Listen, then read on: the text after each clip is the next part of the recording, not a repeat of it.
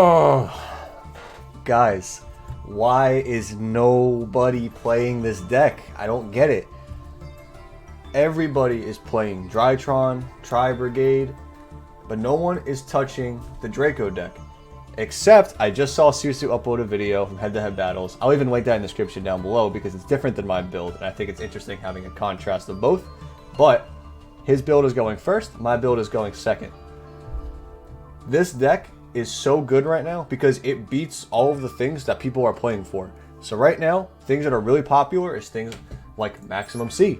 This card does nothing. You just get your opponent plays Max C, you get punished. 3 Gardens in their deck immediately. There's been so many times I'm playing in the ranked ladder. Speaking of which, I said platinum with this deck on ranked. I activate Duality, show Draco cards. They just drop Max C from their hand just to get it out, just to stop looking at it. It's so funny how this deck works. And going in the matchups, it's even better. So the Tri-Brigade boards, like set spell or set trap plus Ignis, it's so good. It breaks like any board. Everything is just so strong. And then once you break the board, you set up Erupt, game's over. Break the board, set up Max C in hand, game's over. Break the board, set up, like 2 to 3 pops, game's over. There's just so many different ways you can do it.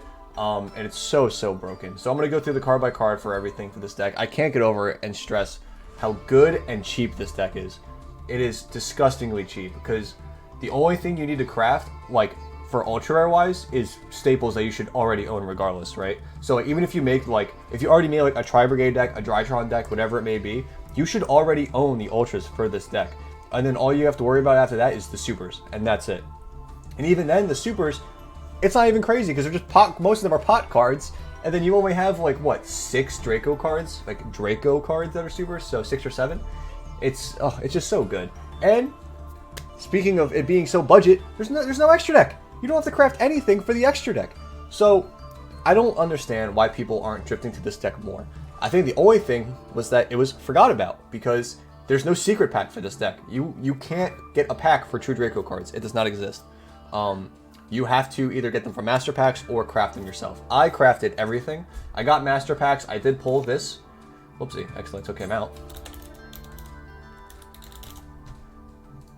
Yeah, I got the prismatic dynamite, and then I'm like, oh, there's no actual pack for this, so I just crafted the rest of it. And this deck has decent matchups all across the board against the meta, including Elwitch, Drytron, Tri-Brigade, whatever it may be. So jumping right into it. We do play the 3 Max C. I know what you're thinking, hand trap plus demise. If you have Max C in your hand and you have demise, you have a choice to make. You either keep the Max C in your hand to stop their turn, or you want to excel your turn and activate card of demise and then just chain the Max C or something like that. You have options of what you want to do. After the Max C, we have the Maiden. One Maiden. I was at 2. I took one out. I kept drawing too many. Also, with the Max C in the main deck, it helps you draw into your monsters. You don't have to worry about it too much. But if you want to put a second Maiden, then you can. Triple Ignis is the best going second one by far. Be able to get Heritage to pop their card. Then if they do something to the Heritage, you can then chain something to the Ignis. And if Ignis dies, you draw 2 off the Heritage. So much value for free. Dynamite Knight, it's kind of the same concept, but with traps. You don't get the extra normal summon, but if you start with like a spell normal summon and the Dynamite, it's kind of the same result. 1 Terraforming, again, it's a staple ultra, you should have this anyway. Triple Card of Demise, this card's at 3 on this ban list, for Master Duel at least. So, I mean, take advantage of it. You can draw 3 cards with 1 card, that's still disgusting in any format. Triple Pot of Duality, it's obvious. We don't special summon, we are just reveal top 3 to add 1 great consistency card, Pot of Desires.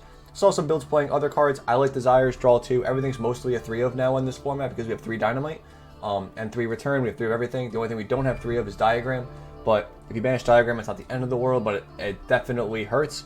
It's like the best card of the deck, obviously, but you could always, you can still play. It's not the end of the world if you banish Diagram.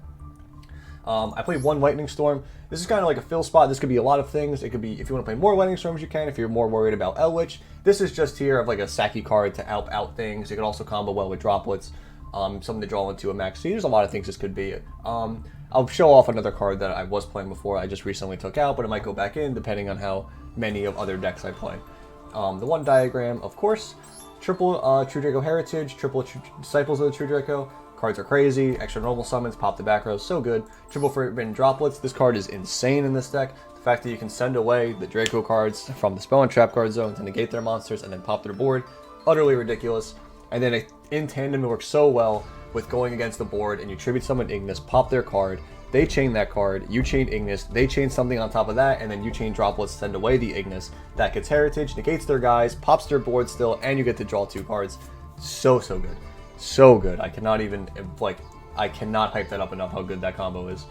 And then for traps, it's just 3 Monarchs Erupt, 3 King's Return, and 3 True Draco Apocalypse. This card's nuts. It'll turn off every single deck. The only thing, there's a select few decks where this card isn't that good against, and I feel like it should be noted this is not an end-all, be-all card when you flip it. There is decks that make it kind of annoying.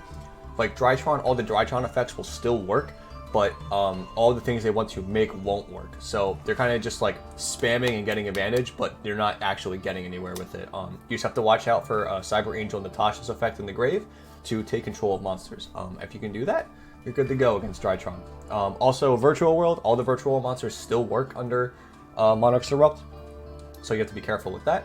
And again, it's the same thing for Drytron. Anything that they are trying to go into just won't work. The only counter to this in Virtual World, and to the whole deck in general, is the Virtual World Trap card. So try to get a spell, the tribute, pop the trap card as fast as you can. And yeah, so that's this deck that I've been climbing with. I've been doing excellent with it. I am currently in Plat 5. I'm still climbing. I plan to get to Plat 1 with this deck specifically.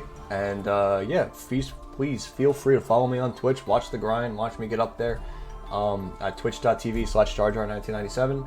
And yeah, that's going to be it. Feel free to subscribe if you like this deck, if you like the profile. And I'm going to be uploading so much more Master Duel content. I'm going crazy for this game. There's so much cool stuff. I'm just trying to conserve as many gems as I can because there's so many things I want to do. And I don't want to waste everything as fast as I can. Just be smart with it. So, hope you enjoyed the video. Hope you enjoyed the deck. Good luck climbing, and I'll see you in the next one. Bye, guys.